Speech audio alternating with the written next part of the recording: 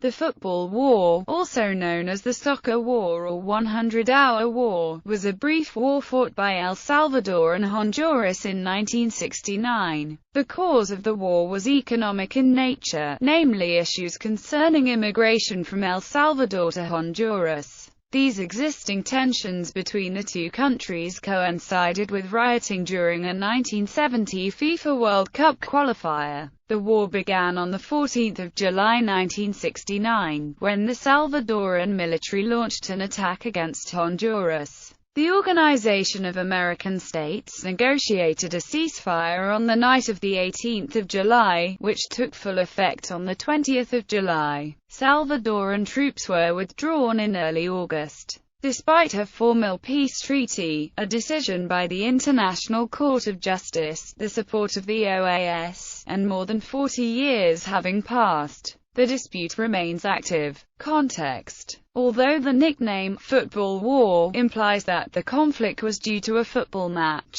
the causes of the war go much deeper. The roots of the war were issues over land reform in Honduras and immigration and demographic problems in El Salvador. Honduras is more than 5 times the size of neighboring El Salvador. But in 1969 the population of El Salvador was some 40% higher than that of Honduras. At the beginning of the 20th century, Salvadorans had begun migrating to Honduras in large numbers. By 1969, more than 300,000 Salvadorans were living in Honduras. These Salvadorans made up 20% of the peasant population of Honduras. In Honduras, as in much of Central America, a large majority of the land was owned by large landowners or big corporations. The United Fruit Company owned 10% of the land, making it hard for the average landowners to compete. In 1966, the United Fruit Company banded together with many other large companies to create La Federación Nacional de Agricultores y Ganaderos de Honduras. FENAGH was anti-campesino as well as anti-Salvadoran. This group put pressure on the Honduran president, General Oswaldo López Arellano, to protect the property rights of wealthy landowners. In 1962, Honduras successfully enacted a new land reform law, fully enforced by 1967. This law gave the central government and municipalities much of the land occupied illegally by Salvadoran immigrants and redistributed it to native-born Honduran peoples as specified by the land reform law. The land was taken from both immigrant farmers and squatters regardless of their claims to ownership or immigration status. This created problems for Salvadorans and Hondurans who were married. Thousands of Salvadoran laborers were expelled from Honduras, including both migrant workers and longer-term settlers. This general rise in tensions ultimately led to a military conflict build-up. Honduras and El Salvador met in a 1970 FIFA World Cup qualifier. There was fighting between fans at the first game in the Honduran capital of Tegucigalpa on 8 June 1969, which Honduras won 1-0. The second game, on 15 June 1969 in the Salvadoran capital of San Salvador, which was won 3-0 by El Salvador, was followed by even greater violence. A playoff match took place in Mexico City on 26 June 1969. El Salvador won the decisive third game 3-2 after extra time. That same day, El Salvador dissolved all diplomatic ties with Honduras, stating that the government of Honduras has not taken any effective measures to punish these crimes which constitute genocide, nor has it given assurances of indemnification or reparations for the damages caused to Salvadorans. War. Late in the afternoon of 14 July 1969, concerted military action began. San Salvador City was put on a blackout and the Salvadoran Air Force, using passenger airplanes with explosives strapped to their sides as bombers, attacked targets inside Honduras. Salvadoran air raid targets included Toncontín International Airport, which left the Honduran Air Force unable to react quickly. The larger Salvadoran army launched major offensives along the two main roads connecting the two nations and invaded Honduras. Initially, rapid progress was made by the Salvadoran army. By the evening of the 15th of July, the Honduran army had been pushed back over 8 kilometers. The departmental capital of Nueva Ecatepec fell shortly after, along with 8 other cities, placing the Salvadoran army within striking distance of the Honduran capital Tegucigalpa.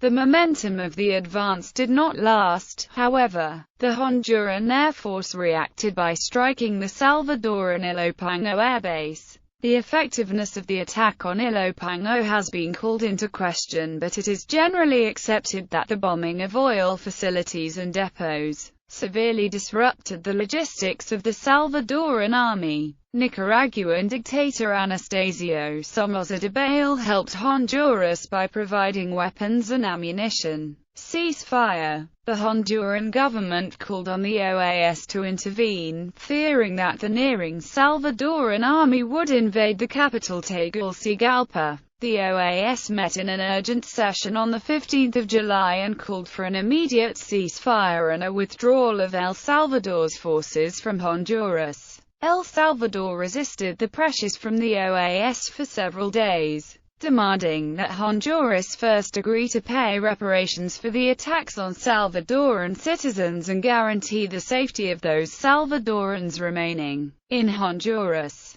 A ceasefire was arranged on the night of the 18th of July. It took full effect only on the 20th of July. El Salvador continued until the 29th of July to resist pressures to withdraw its troops. Then a combination of pressures led El Salvador to agree to a withdrawal in the first days of August. Those persuasive pressures included the possibility of OAS economic sanctions against El Salvador and the dispatch of OAS observers to Honduras to oversee the security of Salvadorans remaining in that country. The actual war had lasted just over 4 days, but it would take more than a decade to arrive at a final peace settlement. Withdrawal. El Salvador finally withdrew its troops on the 2nd of August 1969. On that date, Honduras guaranteed Salvadoran President Fidel Sánchez Hernández that the Honduran government would provide adequate safety for the Salvadorans still living in Honduras.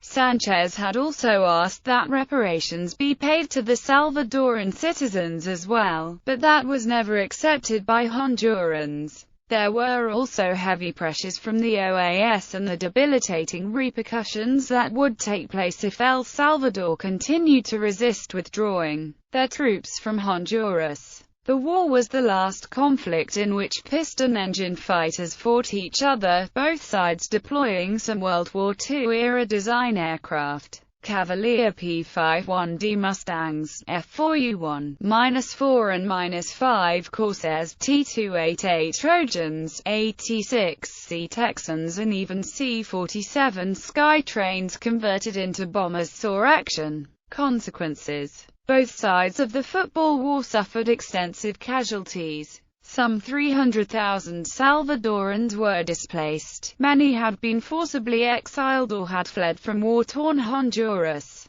only to enter an El Salvador in which the government was not welcoming. Most of these refugees were forced to provide for themselves with very little assistance. Over the next few years, more Salvadorans returned to their native land, where they encountered overpopulation and extreme poverty. El Salvador suffered about 900 mostly civilian dead. Honduras lost 250 combat troops, and over 2,000 civilians during the 4-day war. Most of the war was fought on Honduran soil and thousands more were made homeless. Trade between Honduras and El Salvador had been greatly disrupted, and the border officially closed. This damaged the economies of these nations tremendously and threatened the Central American common market.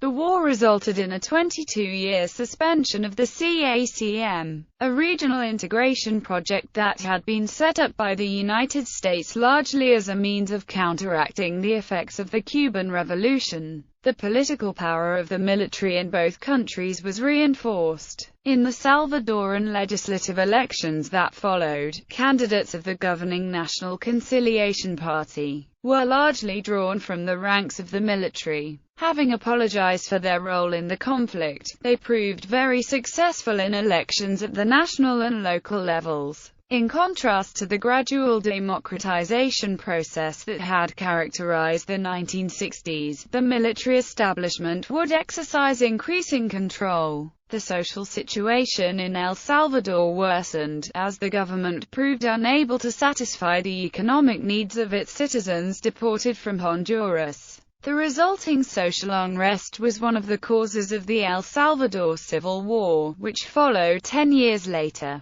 Aftermath. 11 years after the war, the two nations signed a peace treaty on 30 October 1980, and agreed to resolve the border dispute over the Gulf of Fonseca, and 5 sections of land boundary through the International Court of Justice. In 1992, the court awarded most of the disputed territory to Honduras, and in 1998, Honduras and El Salvador signed a border demarcation treaty to implement the terms of the ICJ decree. The total disputed land area given to Honduras after the court's ruling was around 374.5 square kilometers. In the Gulf of Fonseca, the court found that Honduras held sovereignty over the island of El Tigre, and El Salvador over the islands of Guerra and Grita. The dispute continued despite the ICJ ruling. At a meeting in March 2012, President Porfirio Lobo of Honduras, President Otto Perez of Guatemala, and President Daniel Ortega of Nicaragua all agreed that the Gulf of Fonseca would be designated as a peace zone. El Salvador was not at the meeting. However, in December 2012, El Salvador agreed to a tripartite commission of government representatives from El Salvador, Honduras, and Nicaragua that was to take care of territorial disputes through peaceful means and come up with a solution by 1 March 2013. The commission did not meet after December, and in March 2013 stiff letters threatening military action were exchanged between Honduras and El Salvador.